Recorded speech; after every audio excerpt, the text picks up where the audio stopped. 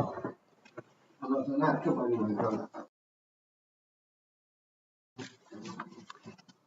Tere tulemast Järva valla üldplaneeringu avalikule arutelule. Avalik arutelu toimub Koeru kultuurimajast ja ka veebist. Kui on küsimusi üldplaneeringu kohta,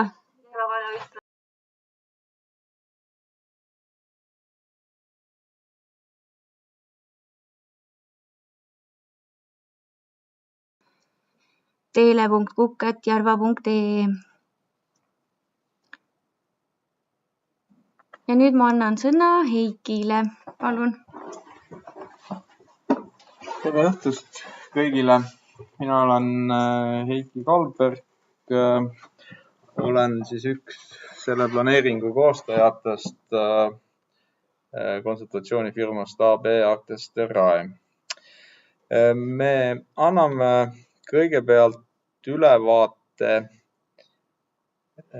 Üks moment. Me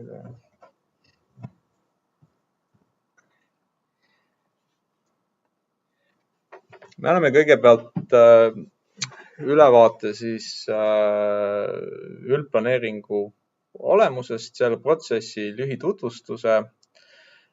Kui on kas siin saalis või siis internetis ettepanekuid teinud isikuid, kes soovivad oma ettepanekute ja nendele laekunud vastuste üle arutada, siis saame seda arutada ja kolmanda punktina on siis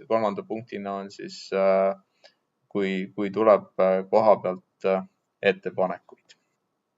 Et meil on siin ka ülekandes on selline 5-sekundiline viivitus, et kui siin vahepeal on mingid väiksed apsakad, siis ma loodan, et annate andeks. Et üldplaneering ise on siis selline, siin on välja toodud lihtsalt üldplaneeringu seletuskiri, mis näitab, et kaartimaterjal hakkab 48. leheküljel. Et ühesõnaga üldplaneering on ise veidi alla 50 lehekülje teksti materjali. Nüüd üldplaneeringus siis on nii, et ma kohe näitan, et üldplaneeringus on kogu Järva vald mingit moodi ära värvitud. Et osad piirkonnad, nagu siin vasakul pool on välja toodud, on siis värvitud tervenisti selliste soojemate värvitoonidega ära ja mingid alad siis, kui me vaatame valla suurt kaarti, siin ei ole nagu selliseid värve peal, siin on mingid rohelised koridorid ja oranžikad, mingid muud tähistused, aga niimoodi teravalt värvitud alad, nagu on siin vasakul pool, need on siis mingites piirkondades. Et siis tiheasustusalad, tihedamad keskused, need on siis kõik värvitud tervenisti ära. Mis see värvimine tähendab? See värvimine näitab seda, missugused maakasutuse juhtfunktsioonid on sinna määratud. Kollane ala on reeglina elamise ala, see erksam punane ala, see on siis ärimaa ala, selline õrnalt oranžikas ala on ühiskondlike hoonete maa-ala, selline roosakas ala on siis segahoonestuse maa-ala ja lillakas ala on tootmise maa-ala. Rohelised alad on siis kas puhke- ja virgestuse maad või rohealad. Kui me nüüd liigume edasi järgmisele slaidile, siis siin on siis välja toodud, siin on ka üks värviline tabel. Selle tabeli üleval osas tulpade nimedena jooksevad maakasutuse juhtotstarbed. Needsamad elamumaa, segahoonestusala, äri- ja teenindusettevõtete maa ja nii edasi. Siin ridades jooksevad ehitiste otstarbed. Korterelamu, ühiselamu, tööstushoone. Selle tabeli loogika on see, et siis vastavalt sellele, kus kohas on siin tabelis ära märgitud värvid, sellele värvile võid vastavat tüüpi hoonet teha. et kui me vaatame siin siis seda väikeelamumaad, kus on siis siin 3 esimest rida on ära värvitud, saame siis lugeda siit kõrvalt, et väikeelamumaale võid teha korter- või ridaelamut, üksikelamut, paariselamut, suvilat, aiamaja ja ühiselamut. Selle ühiselamu juures on siin kirjutatud veel number 2, kus on siis selline lisatingimus, et võib teha kunisi ehitada. Üks värv, mis on see maalise asustusala, on siin tabelis küll selline heleroheline, aga kaardi peal seda värviga ei ole kuvatud. Kaardi peal on ta siis läbipaistev, et maapiirkondadesse võib teha põhimõtteliselt kõiki neid erinevaid hoonetüüpe. Enne ma näitasin siis seda, et kuidas on kaardi peal esitatud see kõik, et lisaks kaardil esitatule on siis määratud ka tekstis kõigi nende juhtotstarvete kaupa täiendavad selgitused. Et need samad värvid, need on siis siin toodud nüüd nende juhtotstarvetena. Kõige rohkem lisatingimusi on määratud tootmise maa-alale, et siin siis ongi välja toodud, et kui nüüd kas hakatakse tootmise maa-alale tegema detailplaneeringut või hakatakse väljastama projekteerimistingimusi, siis esimese sammuna tuleb välja selgitada seda, et kas sellelt nii-öelda arendatavalt, ehitatavalt krundilt, kas sealt väljub siis kahjulikku mõju. Kui see mõju sealt väljub, siis tuleb otsustada, kas tuleb teha kas keskkonnamõju hindamine või keskkonnamõju strateegiline hindamine, missugused lisauuringuid on vaja teha, missugused leevendusmeetmeid tuleb seada. Kui see mõju ei välju, siis ei ole vaja avalikku protsessi või naabrid kaasata. Juhul, kui on vajalik rakendada leevendusmeetmeid, siis tuleb siis määrata kuja ja emba-kumba, kas see fikseerida kinnistusraamatus või siis teha avalik protsess, mille käigus siis detailplaneeringu koostamise käigus kaasatakse need naabermaaüksuste omanikud, kelle maadele see kuja ulatub. Maalise asustuse kohta samamoodi on siis kirjeldatud need põhimõtted. Sarnaselt on põhimõtted kirjutatud, kui ennem meil olid maakasutustingimused, siis on määratud ära ka ehituspõhimõtted, et teksti peatükkides on siis ära toodud need ehituspõhimõtted. Näiteks see siis, et kui me oleme nüüd hajaasustuses, siis hajaasustuses võib krundi üksik- või kaksikelamu krundi miinimumsuurus olla üldjuhul 0,5 hektarit. Kui see jääb rohelise võrgustiku maa-alale, siis hektar. Et selline üldine reegel. Teemaa minimaalseks laiuseks 5 meetrit. Et ühesõnaga, siin on väga palju erinevaid reegleid, me ei jõua neid ette lugeda, aga oluline ongi seda teada, et siin siis peaaegu sellel 50 leheküljel on need reeglid ja et te siis ise loeksite, tutvuksite nendega, et mis tingimused on seatud. Samamoodi on siis seatud hoonestustingimused tiheasustusaladele, kus siis peamiseks tingimuseks on see, et krundi täisehitusprotsent ei või olla üle 30% krundi pindalast. See siis tähendab seda, et kui tahetakse ehitada hooneid, et see hoonete alune pindala ei tohi olla üle 30% krundi pindalast. Üldjuhul kuni 2 maapealset korrust üksik- ja kaksikelamutel, korterelamutel, siis siin Koeru alevikes on korterelamutel lubatud kuni 3 maapealset korrust.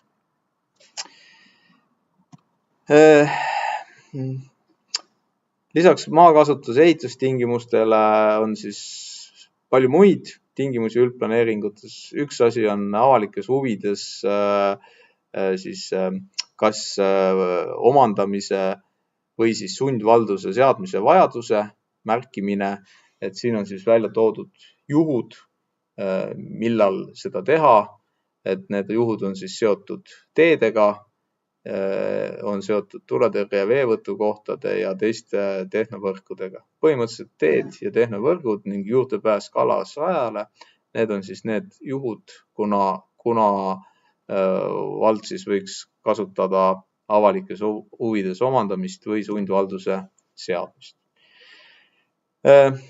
Miljööväärtuslikud alad ja miljööväärtuslikud üksikobjektid, taas jällegi see peatükk on oluliselt pikem, kui siin ette kuvatakse, aga siis on määratud vallas sellised alad ja sellised üksikobjektid, mille puhul võiks rakendada siis sellise säästva renoveerimise põhimõtteid, et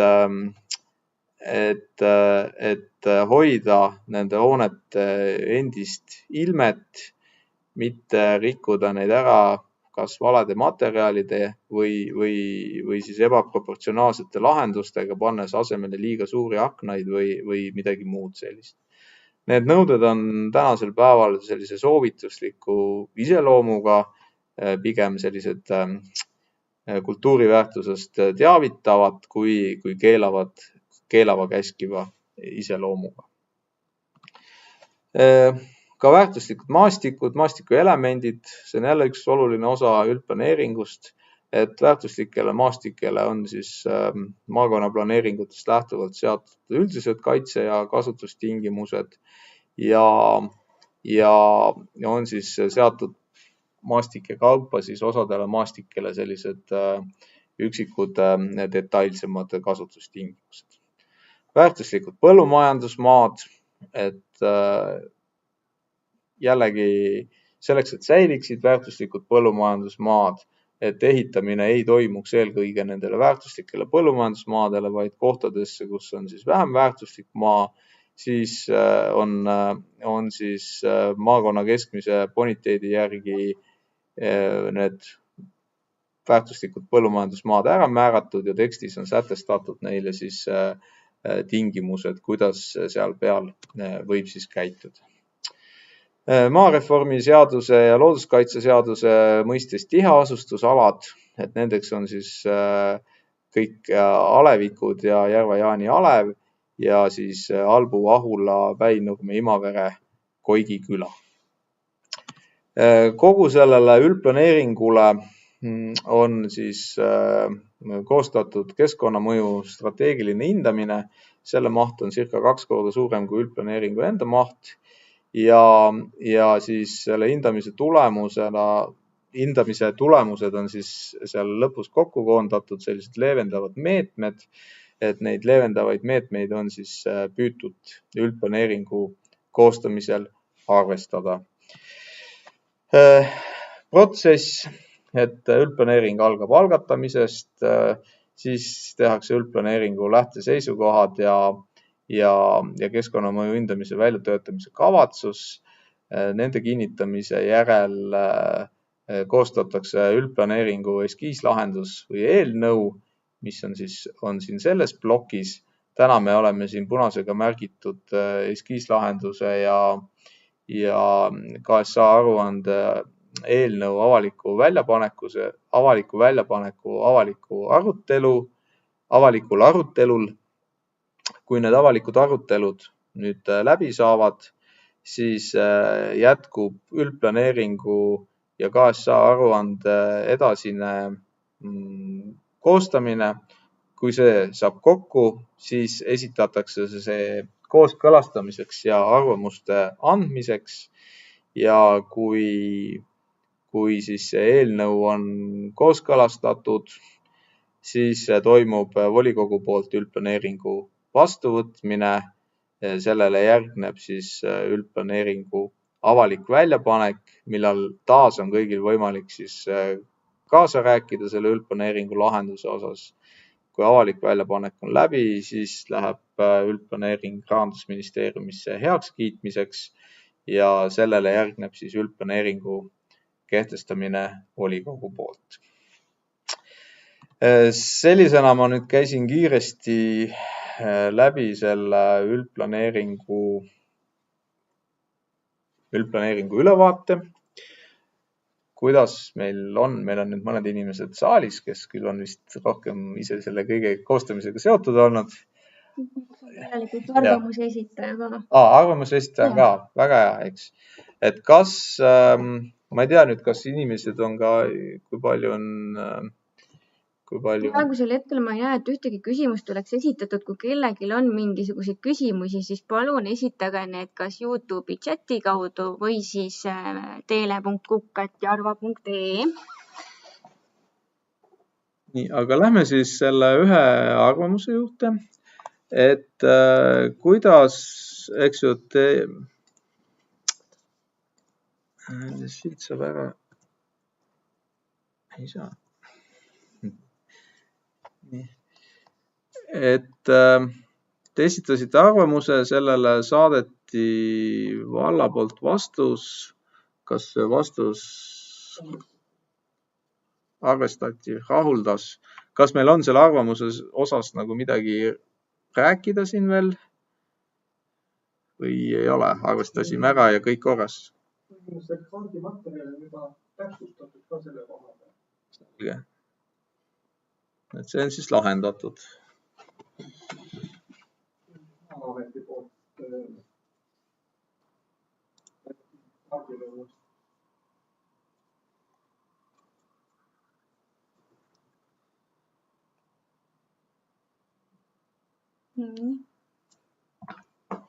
Nii, aga siis on saalist on need teemad lahendatud. Kas on mingeid uusi teemasid saalist tulnud? Paistab, et ei ole. Kas on veebis?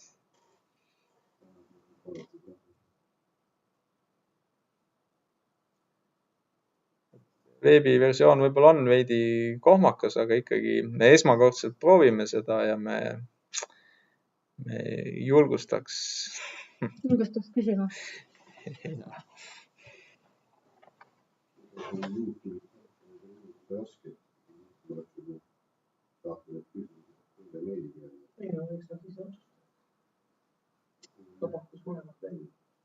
jah, et praegu on jah, 2 varianti, kas teele e-posti või siis YouTube'i chat.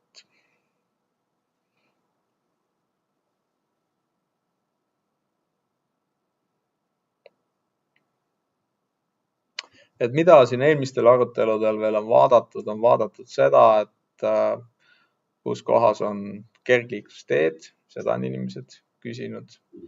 Et kergliiklusteedega meil ei ole määratud siin kummal pool teed, see kergliiklustee on lihtsalt on paika pandud see, et kuhu ta võiks tulla. Kuna need teed tulevad, seda me öelda ei oska. Jah.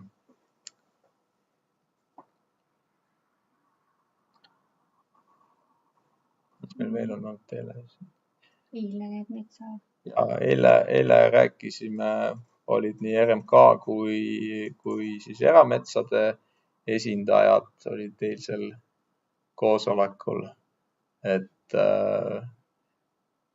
Järva vallas ei ole üldplaneeringuga metsaraiele suuri piiranguid seatud, olid toodud välja mõned rohealad, siis kus peaks nii-öelda tundlikumalt metsa majandama. Võimalik, et edasise üldplaneeringu koostamisel kaalutakse seda, et tiheasustusalade ümber olevates metsades tuleks teha siis kas 100 või 300 meetri ulatuses sellist nii-öelda tundlikumat metsamajandamist, aga kindlasti üldplaneering ei hakka määrama ära kas lageraielangi suurust või selliseid määranguid, et pigem kui määratakse, siis see, et tuleks teha koostöös vallavalitsusega metsamajanduskava.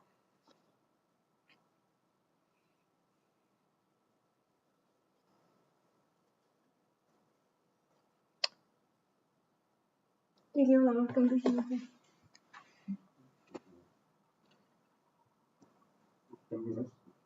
Mis mõttes koostöös vallavalitsusega? Mis osa on vallavalitsus.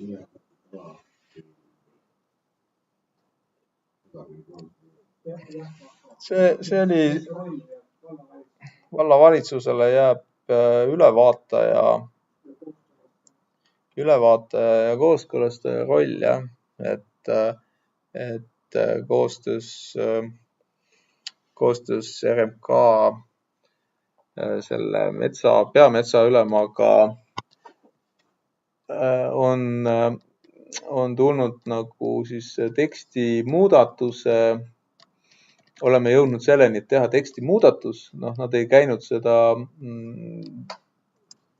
ei teinud otseselt sellist ettepanekut, vaid juhtisid tähelepanu sellele, et me peame sõnastust muutma ja siin siis nüüd, mis siin on siis selles parempoolses kitsamas tulbas, et seal on siis need välja toodud need metsamajanduskava põhimõtted, et natuke jah, ja siis siin see ilmselt jääb, ma korraks lasen järgmisele lehele, et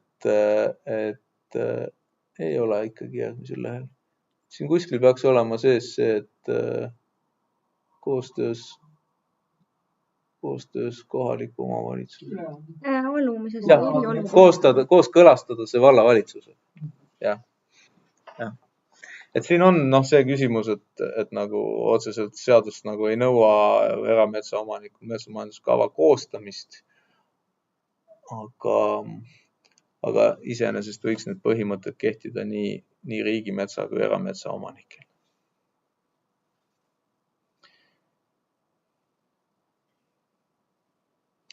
Koigi puhul on olnud teemaks sealne lennuväli, et Kaitseministeerium kirjutas, kuna valla üldplaneeringusse kirjutati, et lennuvälja kui lennuvälja kasutust koormust muudetakse, siis tuleks teha selleks detailplaneering. Kaitseministeerium juhtis tähelepanu, et see on selline oluline, kui öeldakse, et kui oluliselt suureneb lennuvälja kasutus, et see on ebapäärane õigusmõiste ja mitte seada sellist tingimust, küll aga vallavalitsus oli ikkagi seda meelt, et me jätame selle tingimuse sinna sisse.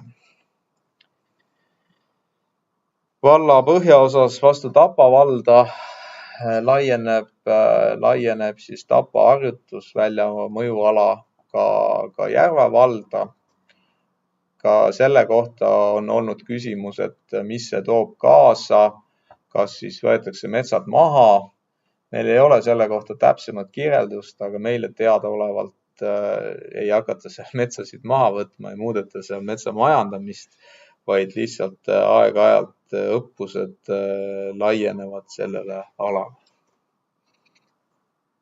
Ringi osas ka ju eile oli. Ja siis on küsitud seda, et valla põhjaosas siis on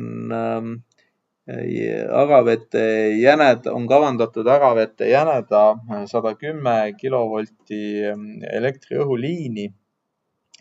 Et kuhu see tuleb, kuidas see tuleb, et selle asukoht on joonisel ära märgitud.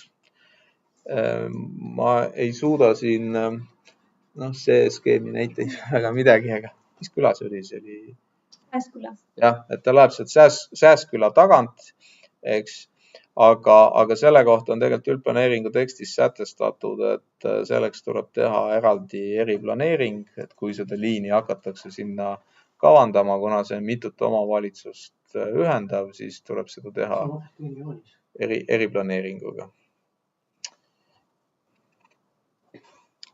Nii, kas on midagi tulnud või? Ma ei oska ise rohkem kaarte avada. Osutades ei ole.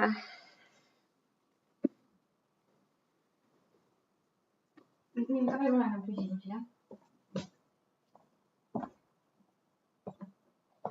No aga siis ma arvan, et avalik arutelu on saanud läbi. Aitäh kõigile 12 vaatajale, kes meid siis vaatasid.